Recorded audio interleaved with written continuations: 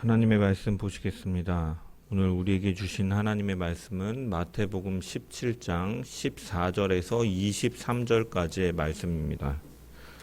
마태복음 17장 14절에서 23절의 말씀입니다. 제가 하나님의 말씀을 봉독합니다. 그들이 무리에게 이르매 한 사람이 예수께 와서 꿇어 엎드려 이르되 주여 내 아들을 불쌍히 여기소서. 그가 간질로 심히 고생하여 자주 불에도 넘어지며 물에도 넘어지는지라.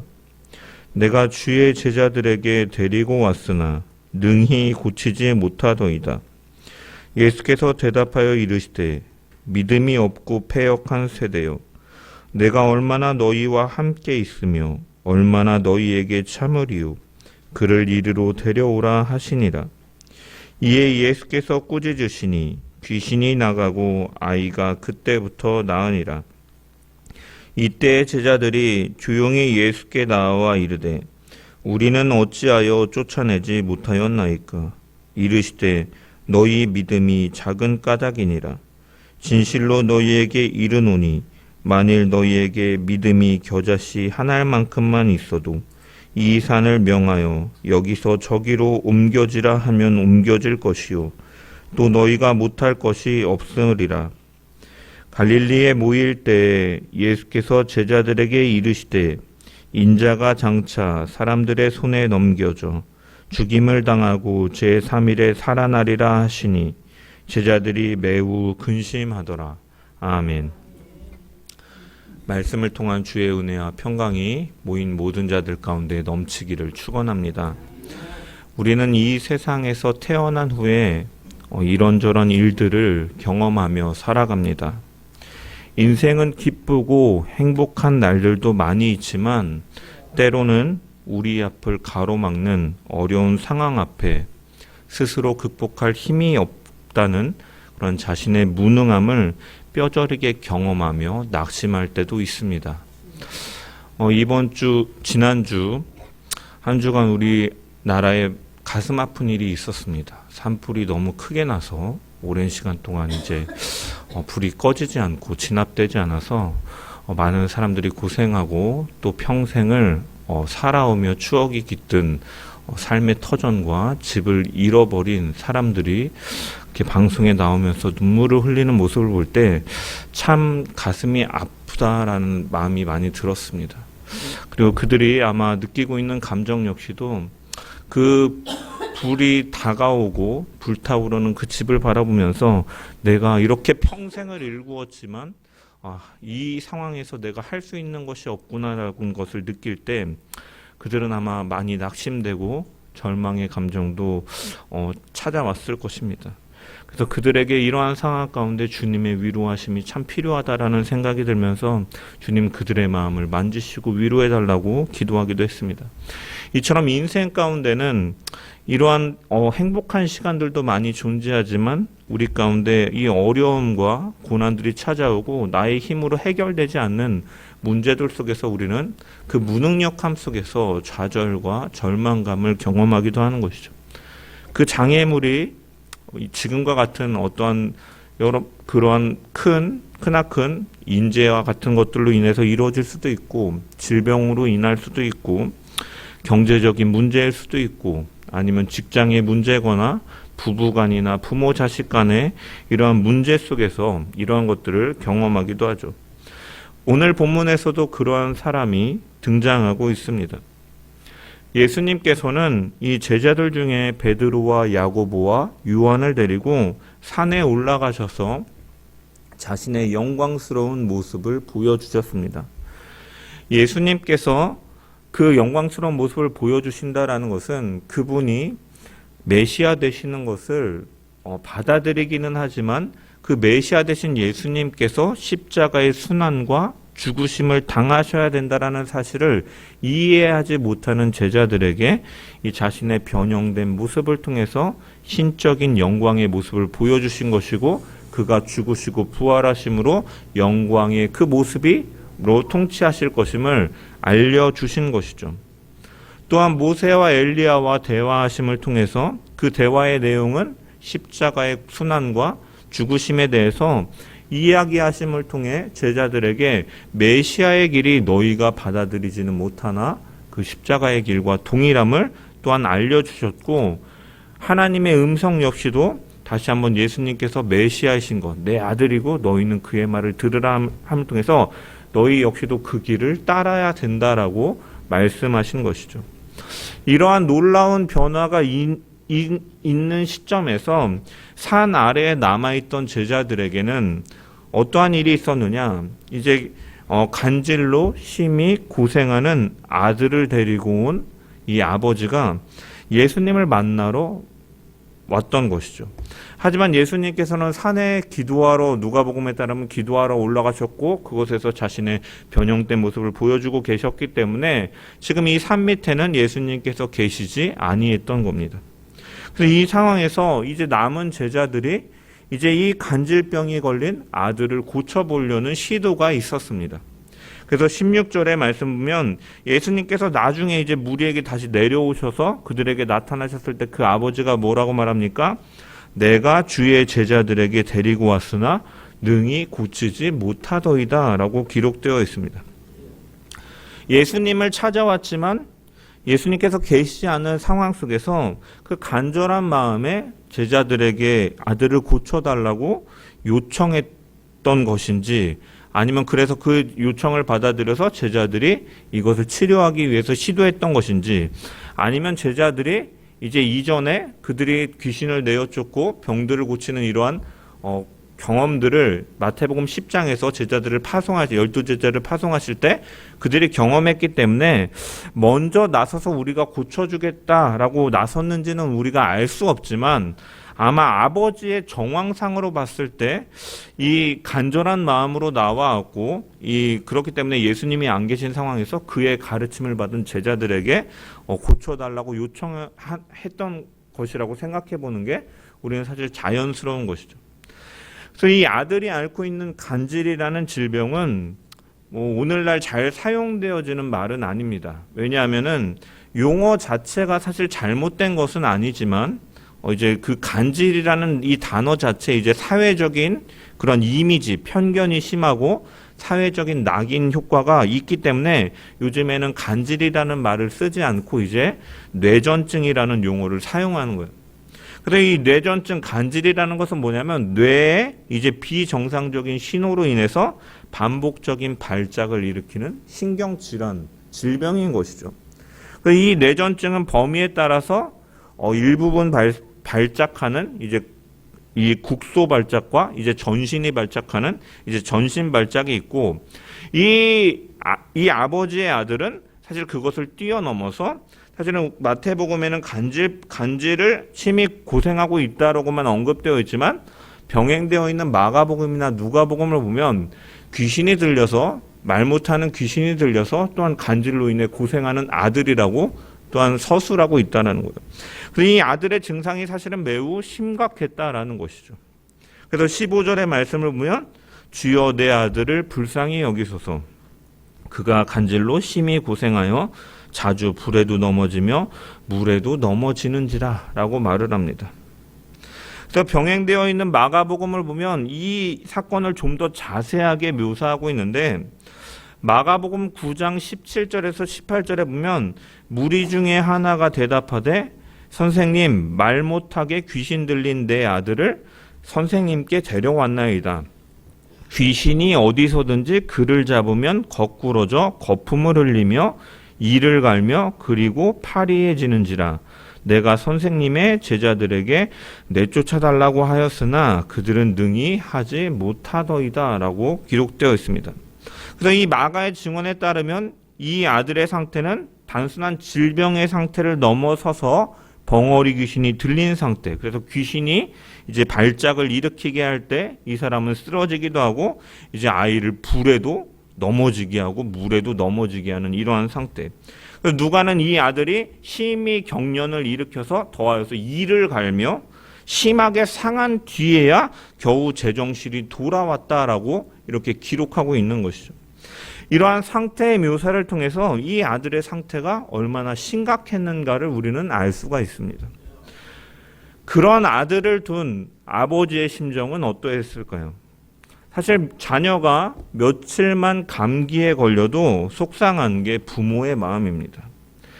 그런데 말도 제대로 하지 못하고 불이 있으면 불로 뛰어들고 물이 있으면 물로 뛰어들고 발작이 일어나면 쓰러지고 입에 거품을 물고 그 고통이 어찌나 큰지 이를 바득바득 갈면서 그의 초췌한 얼굴이 초췌해지는 그러한 모습, 힘이 상하는 그의 모습을 볼 때 아버지의 심정은 이루 말할 수가 없었을 것입니다. 아침에 아이들을 등교시키다 보면은 이 동네에서 한 부자지간을 자주 만나게 됩니다. 아침에.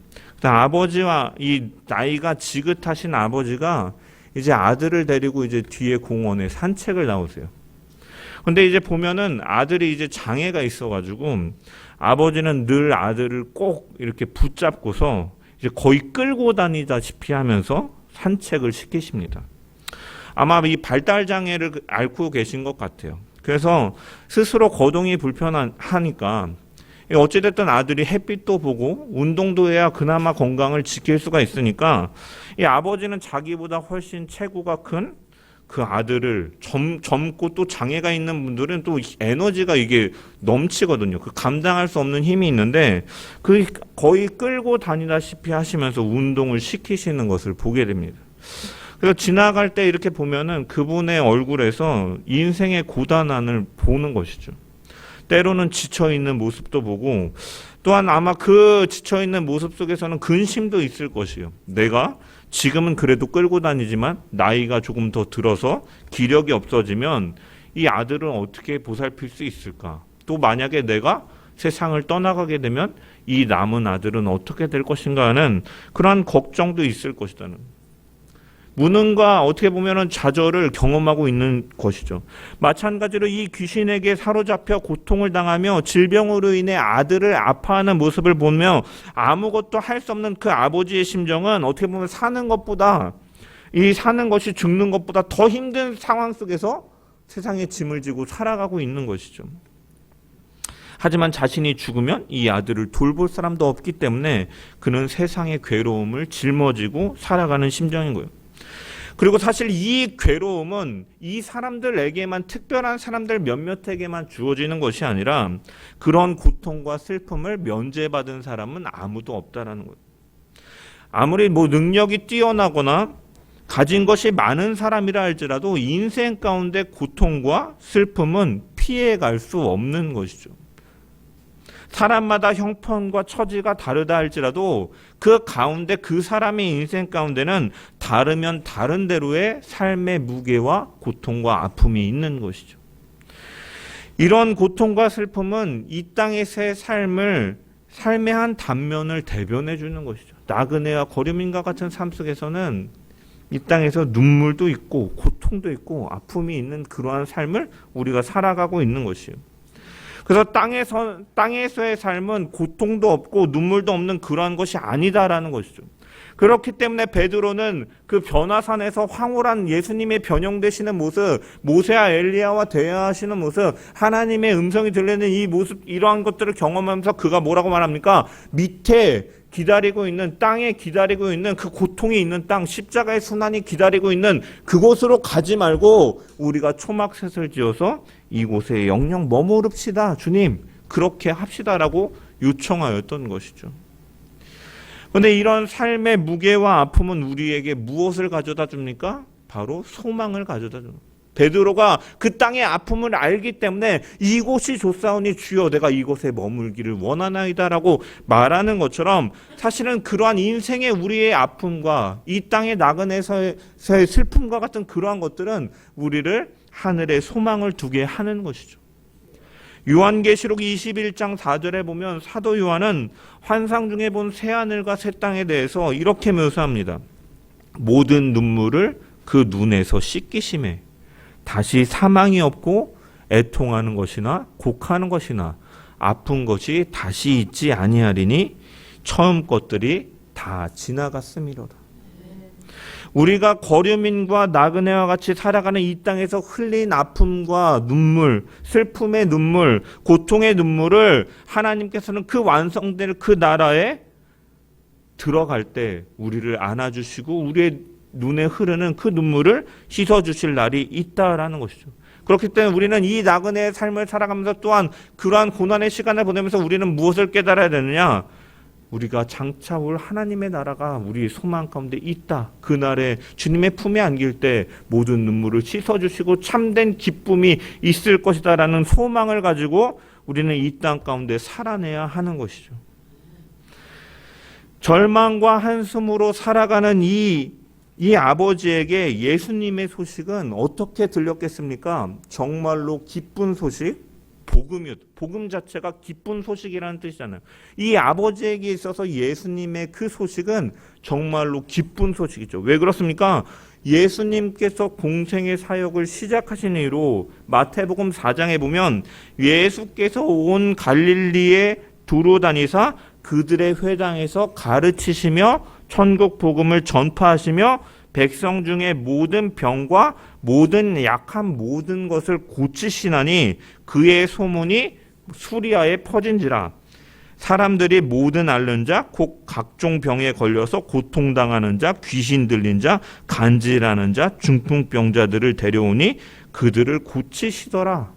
이러한 소문이 퍼졌고 아버지에게도 들려온 것이죠. 그래서 그는 아들을 데리고 예수님께로 나왔습니다. 하지만 예수님께서는 자리에 계시지 않았고 먼저 그렇기 때문에 예수님의 제자들에게 고쳐줄 것을 요청합니다. 하지만 제자들의 시도에도 아들은 낫지 않는 것이죠. 이제 그런 가운데 예수님께서 무리 가운데 오셨습니다.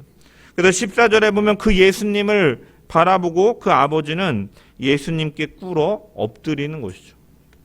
이것은 도움을 구하는 간절한 태도입니다. 아들의 문제가 너무나 시급하고 절박했기 때문에 예수님께 나와 무릎을 꿇고 간절히 하소연한 것이죠. 그러면서 그는 예수님께 주여 내 아들을 불쌍히 여기소서라고 요청을 합니다. 여기 불쌍히 여기다라는 이 번역된 헬라어는 이 70인역에 보면 이 단어를 히브리어에 이제 긍휼히 여기다, 아끼다, 자비하다라는 이 단어들의 번역어로 사용합니다. 그래서 이러한 사례들을 볼 때 여기 불쌍히 여기소서라는 말은 타인의 비참함에 대해서 깊은 동정심을 느끼고 그 동정심이 말로 아닌 행동으로 자비한 행동으로까지 나타나는 실현되는 적극적인 도움을 요청하는 것이죠. 아버지는 예수님께 아들의 고통을 돌아보사 이 아들을 아끼고 위로하는 마음을 가지시고 치료의 은혜를 베풀어 주소서라고 요청하는 것입니다. 그는 아들의 병을 고치기 위해서 마지막 희망으로 이 사람들을 찾아왔는데 그에게 배운 제자들은 못 고치는 것을 이미 경험한 상태이죠. 어떻게 보면 예수님 그런 상황에서 예수님이 나타났다는 것은 마지막 지푸라기를 잡는 심정으로 그 앞에 무릎을 꿇는 것이죠. 그러면서 그는 뭐라고 말하면 예수님을 가리켜 뭐라고 말합니까? 주여라고 고백을 합니다.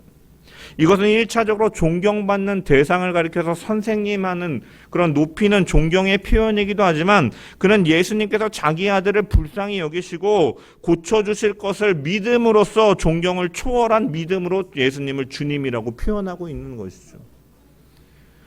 그래서 우리는 이 아버지의 모습을 보면서 우리는 이러한 인생의 순간 가운데 이 아버지와 같은 이 문제를 가지고 있을 때 우리는 주님께로 나아가야 됨을 깨닫는 것이죠. 고통과 시련의 문제를 안고 고민하고 염려해봤자 사실은 우리가 해결할 수 있는 방안이 없음을 깨닫는 거예요. 그래서 예수님께서도 마태복음 6장 27절에 너희 중에 누가 염려함으로 그 키를 한 자라도 더할 수 있겠느냐라고 말해요. 너희의 염려가 사실은 그 문제를 해결하는 데 도움이 되지 않는다라고 말씀하시면서 하나님께 맡기라 하시는 것이죠. 어려운 상황 속에서 스스로 해결할 만한 그런 능력이 없을 때 그럴 때 우리는 예수님께로 나아가야 되는 것이죠. 예수님에게 나아가는 것 자체가 바로 믿음이 있다는 것이기 때문입니다. 왜?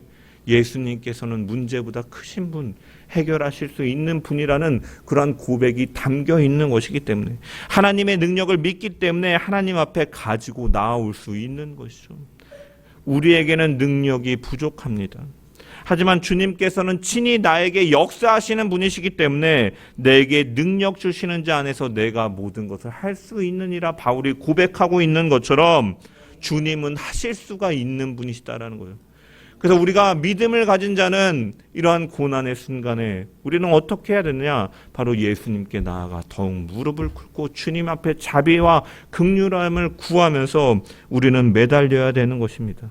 그리할 때 수고하고 무거운 짐진 자들아 다 내게로 오라 내가 너희를 쉬게 하리라 말씀하시는 주님의 위로와 평안을 그 역사를 경험하는 자들이 될 줄 믿습니다.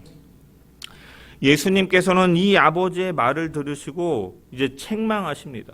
17절의 말씀을 보면 예수께서 대답하여 이르시되 믿음이 없고 패역한 세대여 내가 얼마나 너희와 함께 있으며 얼마나 너희에게 참으리요 그를 이리로 데려오라 하시니라.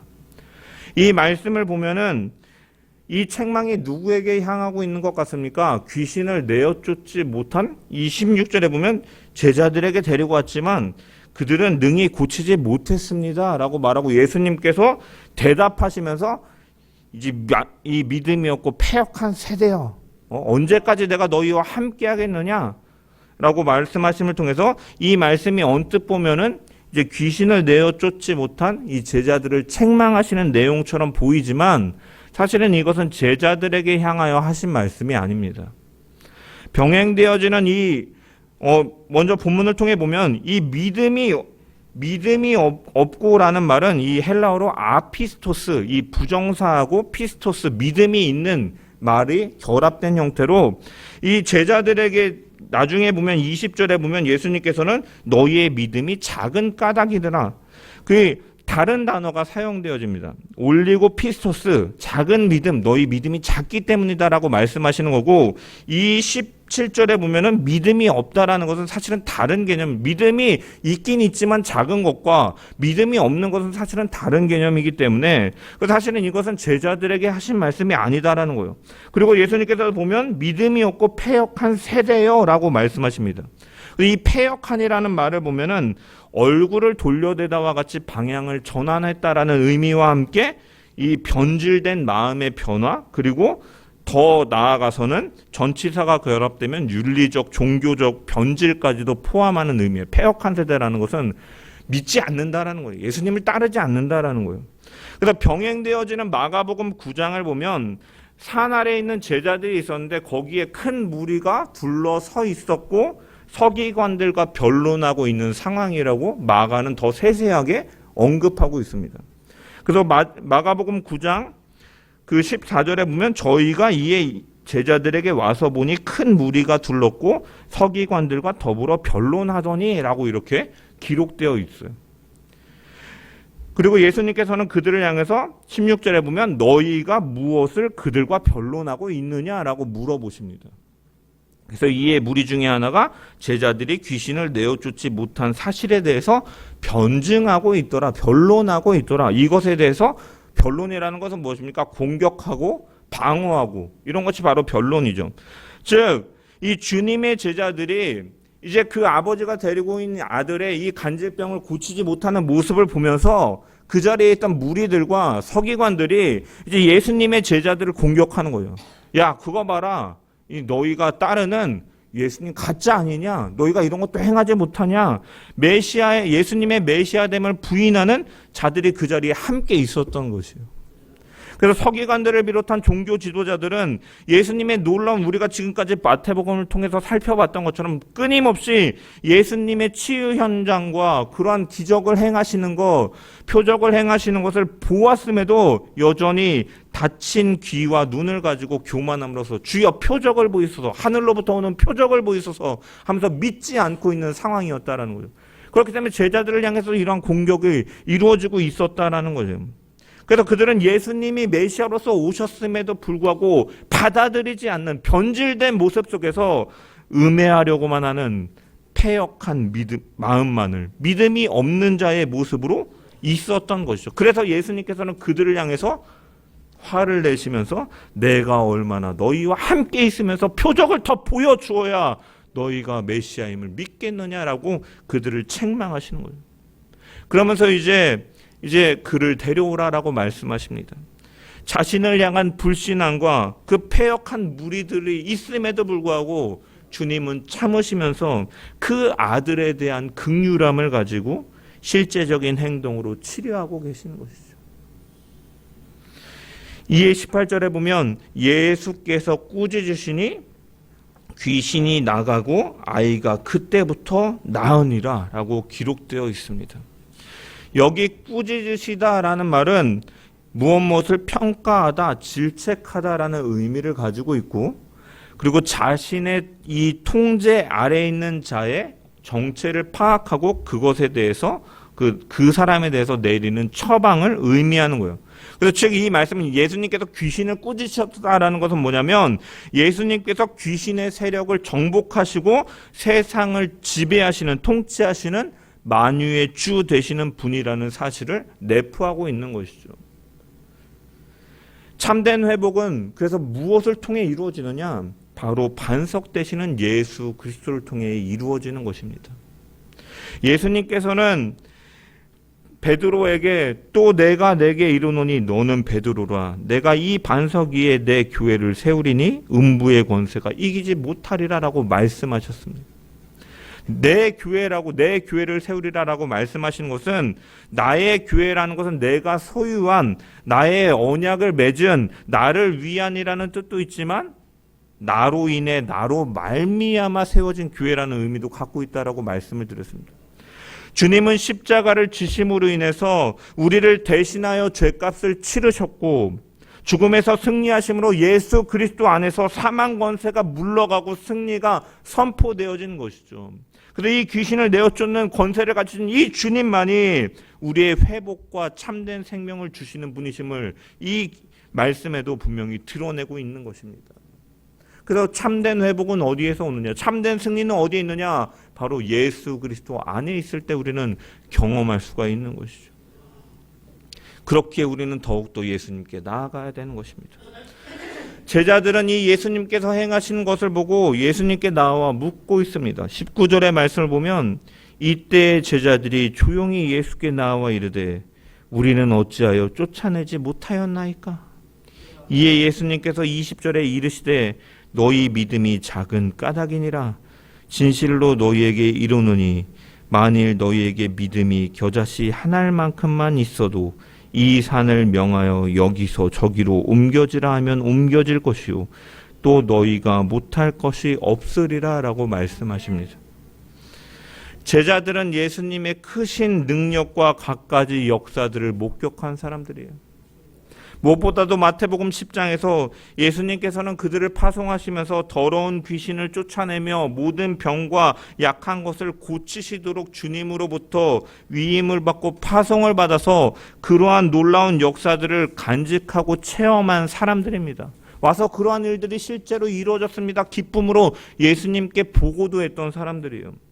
하지만 그들은 지금 상황에서 귀신을 내어쫓고 그의 병을 고치지 못하였다라는 것이죠. 이처럼 여기서 우리가 알 수 있는 것은 무엇입니까? 믿음이라는 것은 사실은 우리가 언제나 살아있는 믿음이 되어야 되는 것이고 우리가 믿음이 연약할 때가 있고 또한 믿음이 강건해질 때가 있음을 우리는 발견할 수가 있는 것이죠. 그래서 예수님께서 작은 믿음이라고 말씀하신 믿음은 무엇입니까? 믿기는 하지만 위기의 때에 역사하지 못하는 믿음을 가리켜서 주님은 작은 믿음이라고 말씀하시는 것이죠. 그들은 예수님이 누구신지를 확고하게 알지 못하고 견고하게 믿지 못하고 있는 상태 속에서 그들의 믿음은 연약해진 것이죠. 주님이 십자가의 순환을 예고하신 뒤에 정말로 메시아 예수님께서 십자가를 지고 죽으셔야 된다라는데 죽으실 분이 정말로 하나님께서 구약에 약속한 메시아가 맞으신가 이것을 받아들이지 못하는 상황 속에서 그들은 연약해져 가고 있는 것이죠. 주님을 온전히 바라보고 신뢰하지 못하기 때문에 그들은 연약함 가운데 있는 것입니다. 그렇게 예수님께서 다시 한번 십자가의 순환과 죽음과 부활을 두 번째로 예고하실 때도 제자들의 반응은 어떠합니까? 23절에 보면 죽임을 당하고 제3일에 살아나리라 하시니 제자들이 매우 근심하더라 라고 기록되어 있는 거죠. 이들의 믿음이 아직은 작은 믿음의 상태에 머물러 있는 것이죠. 그렇기 때문에 우리의 믿음은 언제나 항상 살아있는 것이 되어야 되고, 우리가 항상 살아있는 믿음이 되기 위해서는 예수 그리스도를 우리의 확실한 구주로, 나의 주인으로 확실히 고백하고 의지하는 가운데 살아갈 때, 그것이 바로 참된 믿음이요 생명이 있는 믿음으로 위기 가운데 이겨낼 수 있는 믿음으로 역사되어지는 줄 믿습니다. 한 번 시험에 승리했다고 해서 다음번에도 그가 같은 시험을 이긴다는 보장은 없는 거죠. 받아쓰기를 100점 맞았다고 해서 다음번에 방심하고 공부하지 않으면 받아쓰기를 다 맞을 수 없는 것과 같은 거죠. 그러므로 우리는 항상 깨어 있어야 되고 기도해야 되는 것이에요. 그래서 병행되어지는 이 마태복음에는 기록하고 있지 않지만 예수님께서는 너희의 믿음이 작은 까닭이라 하시면서 그 뒤에 말을 덧붙이시는데, 마가복음 9장 29절에 보면 이르시되 기도 외에는 다른 것으로 이런 유가 나아갈 수 없느니라 라고 말씀하고 있어요. 그리고 여기 마태복음 17장 21절에도 보면 없음이라고 표현되어 있는데, 이 다른 어떠한 사본들과 같은 경우에는 기도와 금식 외에는 이런 유가 나갈 것이 없느니라라고 말씀하신 것이, 사본에 어떤 사본에는 기록되어 있고 어떤 사본에는 기록되어 있지 않은데, 더 신뢰되어지는 사본에는 기록되어 있지 않아서 절은 표시하되 없음이라고 표기한 거예요. 그래서 예수님께서는 이렇게 기도 외에는 다른 것으로 나갈 수 없는, 우리가 예수님을 붙잡고 의지하고 위기의 상황에서 이겨낼 수 있는 믿음을 가질 수 있는 것은 오직 기도함을 통하여 하나님의 뜻을 분명히 알고 분별하고 그 주님을 바라보고 주님과 동행함을 통해서 우리는 살아있는 믿음으로 살아갈 수 있다라는 것이에요. 이스라엘 백성들이 홍해를 지나서 광야길을 가는 동안 그들은 하나님의 놀라운 이적을 끊임없이 체험했습니다. 하지만 그들은 가나안 정탐 때 그 믿음을 간직하지 못하고 그로 인해서 축복의 땅을 바로 얻지 못하였던 것이죠. 믿음 안에서 깨어있지 못하고 기도하지 않는다면 우리의 믿음은 연약해질 수밖에 없는 것이에요. 예수님께서는 제자들에게 진실로 너희에게 이르노니 만일 너희에게 믿음이 겨자씨 한 알만큼만 있어도 이 산을 명하여 여기서 저기로 옮겨지라 하면 옮겨질 것이요 또 너희가 못할 것이 없느니라 라고 말씀하셨습니다. 산을 옮길 만한 믿음이라고 말씀하시는데, 당시의 유대인들은 아주 곤란한 문제를 해결하는 것을 산을 옮긴다라고 표현했습니다. 즉, 이 산은 문자적인 의미라기보다는 사람의 능력으로 해결하기 어려운 커다란 문제 등을 함축하는 상징적인 표현인 것이죠.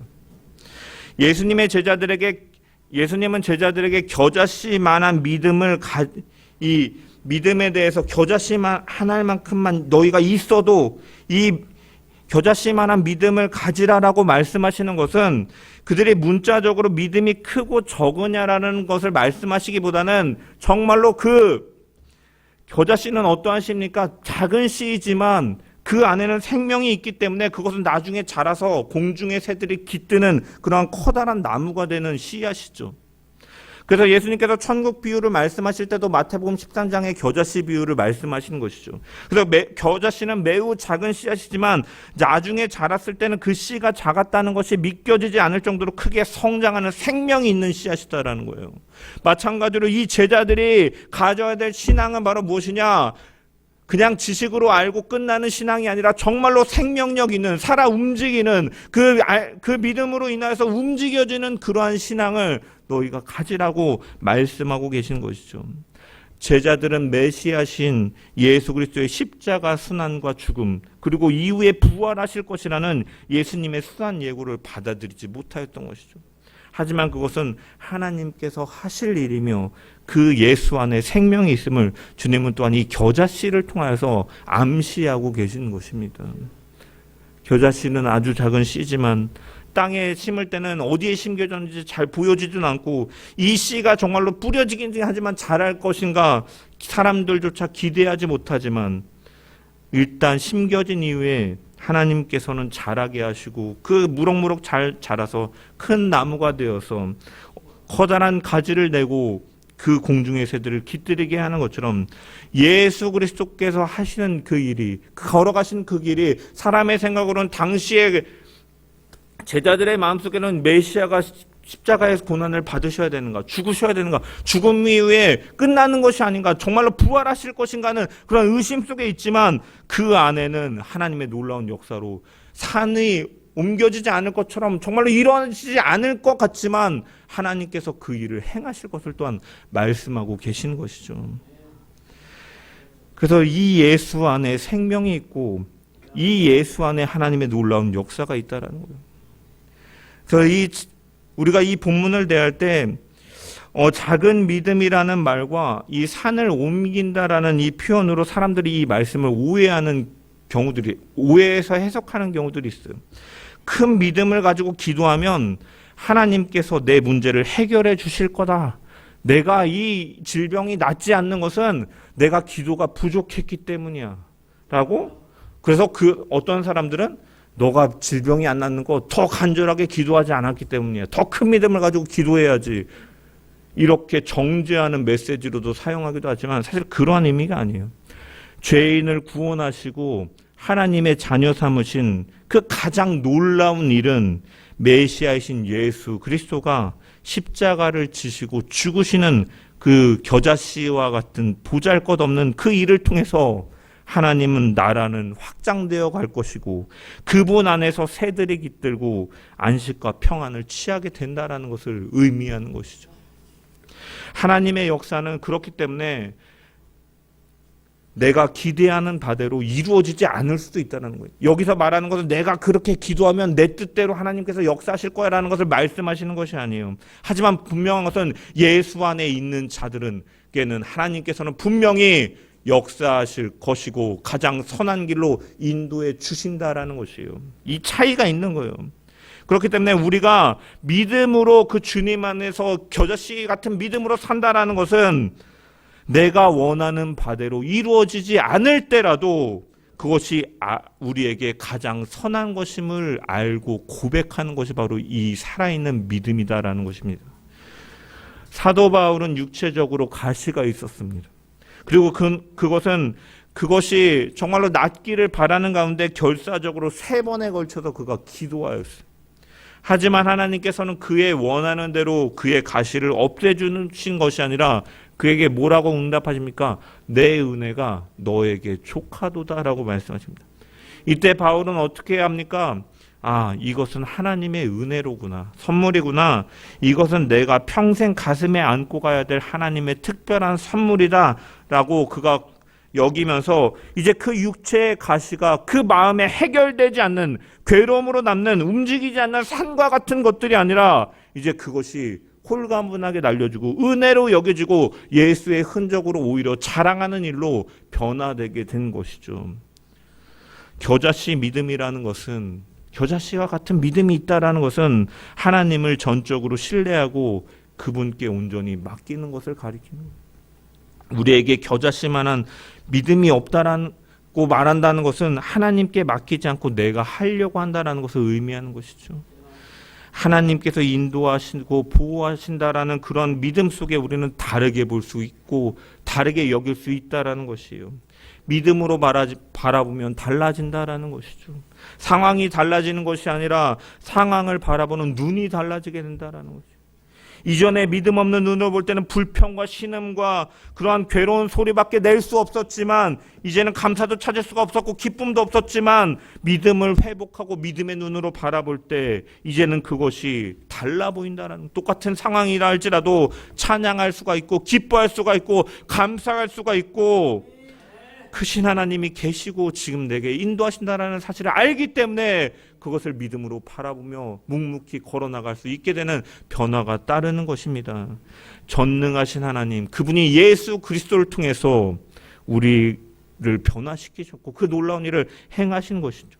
그 하나님이 우리와 함께 하심을 정말로 믿는다면 우리는 어떠한 상황 가운데서도 감사할 수 있고 기뻐할 수 있는 자들이 되는 줄 믿습니다. 우리가 인생의 무거운 짐을 지고 힘들어할 때 하나님은 늘 우리와 함께 하시며 우리를 도우시고 평안과 안식을 주시며 가장 선한 길로 인도하시는 분이십니다. 그렇기 때문에 시편 기자는 너의 길을 여호와께 맡기라. 저를 의지하면 그가 이루실 것이다 라고 말씀하셨고 너의 행사를 여호와께 맡기라 그리하면 너의 경영하는 것을 이루리라 라고 말씀하셨습니다. 그 하나님을 믿는 놀라운 믿음으로 주님께 나아가 주님을 의지하고 주님을 신뢰하고 주님과 동행함으로 우리가 정말로 우리의 믿음이 자라고 그 겨자씨와 같은 생명력이 있는 믿음으로 하나님을 의지하는 가운데 이 땅 가운데 승리하며 살아가는 주의 백성 되기를 주님의 이름으로 간절히 축원합니다.